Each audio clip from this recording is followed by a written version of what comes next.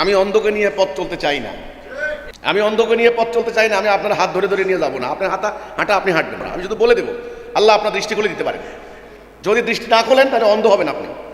আমার মূল কথা হচ্ছে এইটা, আজকে যদি বাঁচতে হয়, বাঁচতে পারবেন না, হ্যাঁ বাঁচবেন, অসুবিধা কি? বাঁচতে সমস্যা কি? গোলাম হয়ে বাঁচবেন, আল্লাহর গোলামি বাদ দিয়ে ওদের গোলামি করেন।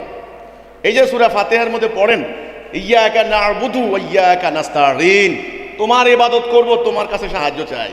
ইহদিনাস সিরাতাল মুস্তাকিম, সিরাতাল মুস্তাকিমে আমাদেরকে পরিচালিত করো। এই যে বলেন যে তোমার ইবাদত করব, ইবাদত মানে কি?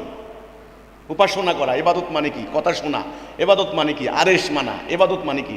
যাকে যে কাজের জন্য মানুষের কাজ করা। আপনারা তো আল্লাহর ইবাদত করছেন না, আপনারা ইবাদত করছেন ওদের। আইন মানেন ওদের, হুকুম মানেন ওদের, আপনারা তো আল্লাহর ইবাদত করছেন না। এই জন্য আল্লাহ আপনাকে সাহায্য করবেন না, যতই আপনি ইয়্যাকা না'বুদু ওয়া ইয়্যাকা নাস্তাঈন পড়েন, কোনো লাভ হবে না।